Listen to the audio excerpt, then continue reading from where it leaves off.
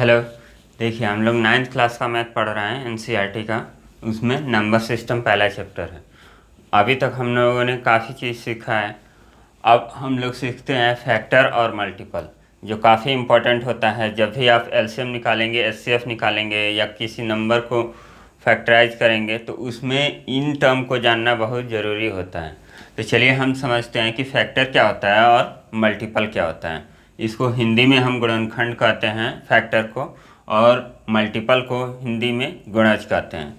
तो देखिए, फैक्टर और मल्टीपल, जैसे हम लोग एलसीएम निकालते हैं तो एलसीएम क्या होता है, लिस्ट कॉमन मल्टीपल। और एचसीएफ निकालते हैं तो हाईएस्ट कॉमन फैक्टर। तो उसमें हमें मल्टीपल और फैक्टर आता है तो उसका अर्थ हमें पता होना चाहिए, उसका मीनिंग क्या होता है वो हमें पता होना चाहिए। अब देखिए, फैक्टर है और मल्टीपल है। कोई नंबर लेते हैं, सपोज हमने नंबर लिया 15। 15 एक नंबर है, बोला गया कि इसका फैक्टर निकालिए और इसका मल्टीपल निकालिए। तो फैक्टर का मतलब होता है कि ये जो 15 है ये कौन कौन सी संख्या से डिवाइड हो सकती है, मतलब कट सकती है।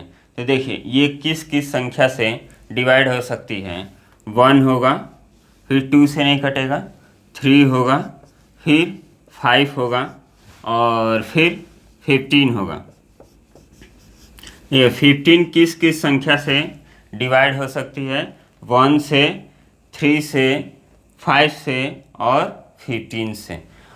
वहीं हम देखें कि इसका मल्टीपल का आप सीधा सा मतलब ये समझिए कि जो संख्या दी हुई है, जैसे ये 15 दिया हुआ है, 15 और 15 का टेबल आप पढ़ते जाइए।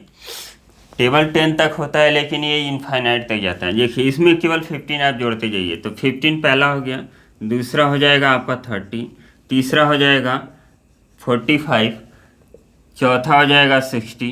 ये इनफाइनाइट तक आपका बढ़ता जाएगा। तो देखिए, इसका 15 का फैक्टर कितना हुआ, 1, 3, 5, 15। और मल्टीपल कितना हुआ, 15, 30, 45, 60। फिर आपका आएगा 75, 90, 105, 120। तो ये इनफाइनाइट तक बढ़ता रहता है। तो किसी भी नंबर का जो मल्टीपल होता है वो फिक्स नहीं होता है, वो इनफाइनाइट होता है, उसकी संख्या अनंत होती है। लेकिन किसी भी नंबर का जो फैक्टर होता है वो फिक्स होता है कि वो कौन कौन सी संख्या से डिवाइड हो सकती है या कट सकती है। तो इसको हम लोग फैक्टर कहते हैं। ये 15 के फैक्टर कितने हो गए, 15 के फैक्टर पूछा जाए तो 15 के फैक्टर 4 हो गए। और 15 के मल्टीपल कितने होंगे, तो मल्टीपल 15 के या किसी भी नंबर के जब मल्टीपल निकालेंगे तो मल्टीपल इनफाइनाइट होता है। मल्टीपल निकलता कहते हैं, बस आप उस नंबर को लिखिए और बस उस नंबर को जोड़ते रहिए, वो इनफाइनाइट तक जाएगा। जब भी आपसे क्वेश्चन पूछा जाएगा, जैसे मान लीजिए मल्टीपल और फैक्टर पे क्वेश्चन आ गया, तो क्वेश्चन इस प्रकार से होगा कि जैसे 15 है, बोला जाएगा कि 15 के फैक्टर निकालिए। इसमें आपको ये नहीं कहा जाएगा कि 5 निकालिए, 3 निकालिए, क्योंकि फैक्टर आपका फिक्स होता है। कोई भी नंबर दिया है उसका फैक्टर एक लिमिट होगा। जैसे हम एक और नंबर ले लेते हैं 25, 20 हम ले लेते हैं, 20 नंबर, ये 20 नंबर है, इसका हम लोग फैक्टर निकालते हैं। अब देखिए, इसका फैक्टर हमें निकालना है तो ये कौन कौन सी संख्या से डिवाइड हो सकती है। 1 से कटेगा, 2 से, 3 से नहीं, 4 से, 5 से, 6, 7, 8, 9, 10, 10 से और फिर 20 से। तो इसके फैक्टर कौन कौन से आए, 1, 2, 4, 5, 10 और 20। तो इसके फैक्टर कितने आ गए, 20। बट इसके मल्टीपल को हम देखेंगे तो पहला आ गया 20, दूसरा आ गया, फिर इसमें 20 जोड़ दीजिए तो 40, फिर इसमें 20 जोड़ दीजिए तो 60, फिर इसमें 20 जोड़ दीजिए तो 80। तो ये इनफाइनाइट टाइम तक आता रहेगा।